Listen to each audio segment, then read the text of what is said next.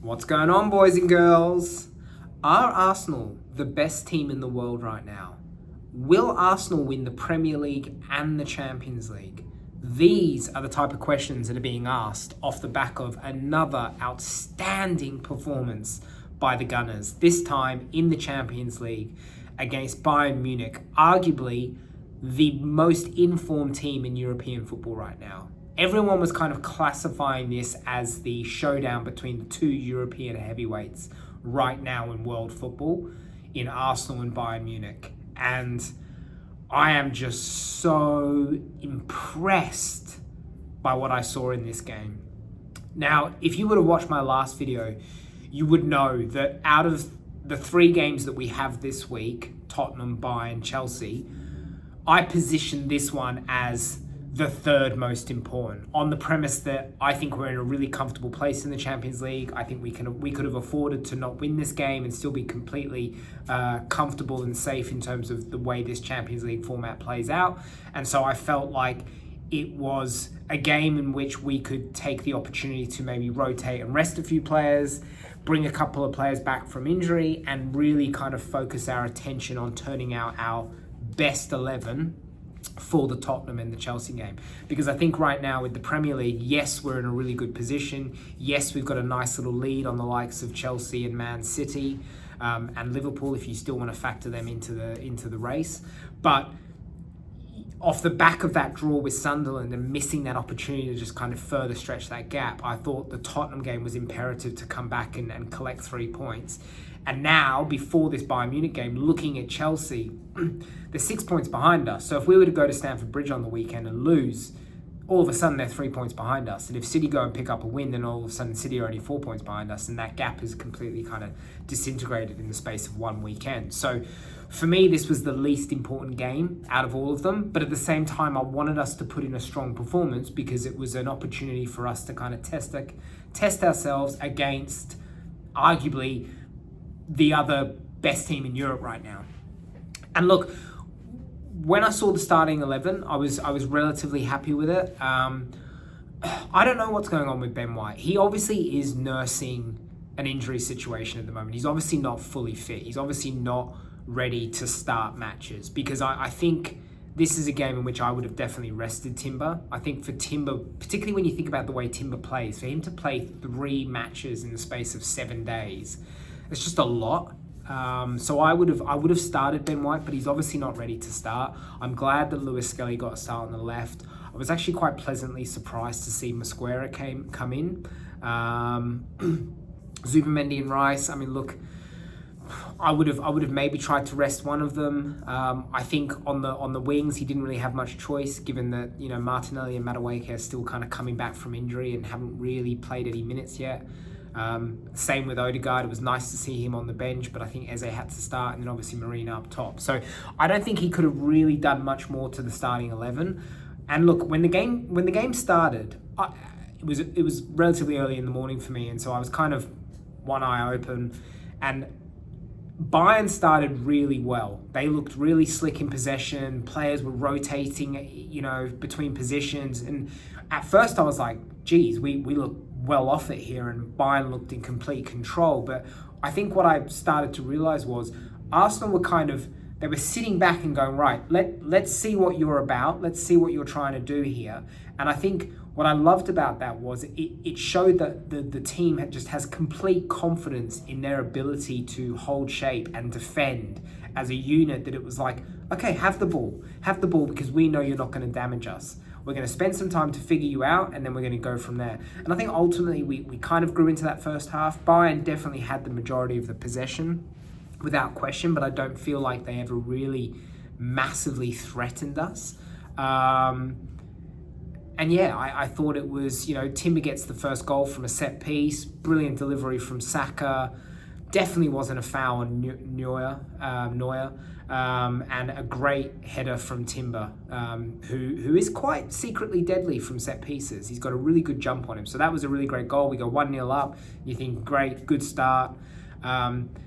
Let's face it, that Bayern Munich goal was all class. The ball from Kimmich, yes, could Lewis Skelly have kind of covered himself in a bit more glory there? I think so, but I think there's a lot of talk online about Lewis Skelly's performance in this game. And look, I think we just need to calm down a little. One, he's barely played any football. So you're asking him to walk back into a team against arguably the next best team in Europe, if not the best team in Europe right now, against top quality players. So that's a tall order in itself. And then the other thing we have to remember, for as well as he did last season, he is not a left back. That is not his natural position. So positioning, he is going to get called out now and again. But I think at the end of the day, that was an unbelievable ball from Kimmich. It was an unbelievable volleyed cross from Gnabry. And then it was just a great finish. It was just a great goal from Bayern Munich. And sometimes you just have to put your hands up and say, you got us. So we go into halftime at 1-1, and you're kind of sitting there going, right, are we going to be able to find that next gear to get the winner here? Are we going to be able to kind of get on the front foot more than what we did in the first half? And I was thinking, are we going to make some changes with the Chelsea game in mind? You know, I wasn't quite sure how that second half was going to pan out. If I'm being totally honest, I was kind of sitting there thinking we might make some changes and this might finish either as a 1-1 draw or Bayern might find a way to sneak a 2-1 win, because I just felt like eyes might be drifting towards Chelsea. But boy, was I wrong. I mean, that second half is probably one of the most complete, dominant halves of football I've seen from Arsenal this season. And we've had some really great football played this season. But when you think about the opposition, when you think about what Bayern Munich represent right now in terms of their form and the quality of players they've got, the way they're playing, I just thought we absolutely demolished them. We owned every blade of grass. We were just too good. We were just too good. And this is the thing with this Arsenal team is I'm trying to sit here and stay humble and stay modest because,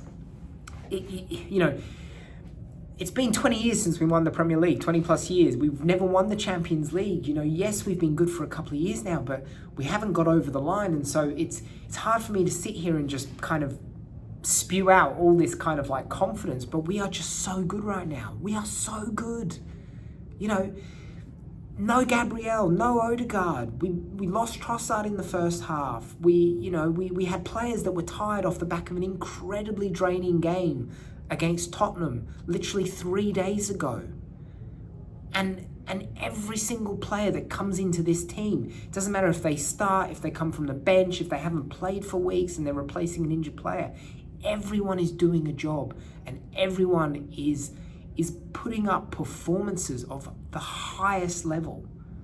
Now, I want to quickly go into, I'm kind of getting all over the place here because I'm just trying to remember everything that I wanted to get across. It was brilliant to see our substitutes come on in Madueke and Martinelli, who have both been out for a while now. It was great to see them come on and make an impact on the game. It was lovely to see Saka come off nice and early and get a little bit of extra rest prior to Chelsea. It was great to see Martinelli and Madueke get a goal. That's what you want from your substitutes. You want them to bring something to the game, and they did.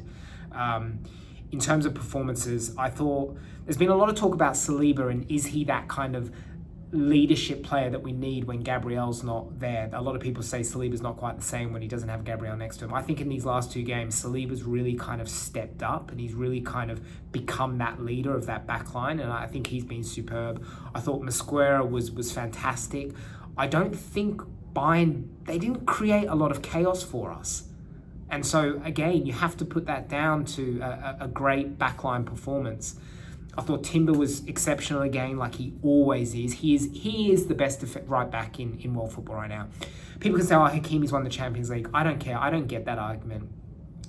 Hakimi plays for Morocco. He's never going to win the World Cup. If Timber went and won the World Cup with Holland, does that mean that Timber is a better defender than Hakimi because he's won the World Cup? I don't get it. Hakimi didn't carry PSG to the Champions League on his back. So I personally would not swap Hakimi for Timber. I love Timber. I think he's phenomenal. Lewis Skelly, yes, not his greatest nights. I'm glad he wasn't hooked at halftime. I'm glad Arteta kind of trusted him to kind of come back in the second half. And look, he'll live and learn from it. He needs more football. I thought Zubimendi was really solid. He let Rice do his thing. Rice is exceptional. He is one of the biggest game-changing signings Arsenal Football Club have made in the last 10, 15 years. He is phenomenal. He is integral to everything we do.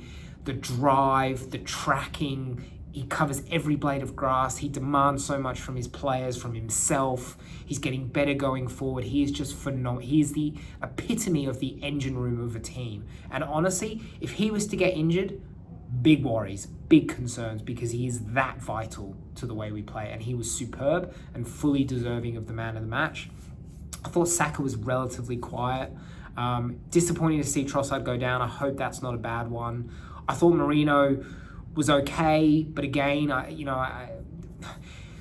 he's very deep. He's always coming very deep, collecting the ball and kind of almost playing as a 10. I thought Eze had a few moments of brilliance today. The way he brought down that ball to feed through to Marino, who fed it back to Eze, that should have been a goal. By Eze standards, he should have been able to guide that into the far right corner, but he kind of misjudged it and kind of side-footed it way to the right. But yeah, look, you can't complain with that. That was a top performance after an incredibly mentally, at the very least, mentally demanding game against Tottenham. And we now get to go into this game against Chelsea on the weekend full of confidence against a Chelsea team who will also be full of confidence after what they did against Barcelona. And that is just going to be such a big game. Every fibre of my body wants to sit here and say we are winning the Premier League, because I believe it. But I'm going to hold fire until after this game. If we go to Stamford Bridge and win, that's it. No more humble, no more Mr. Nice Guy. I'm going all in on this Premier League train because I just think we are exceptional. But let's turn our attention, let's rest up, let's turn our attention to the Chelsea game, and we go from there. I'll see you on the next one. Let me know what you guys think in the comments. Don't forget to like and subscribe, and I'll see you on the next one. Come on, you Gunners!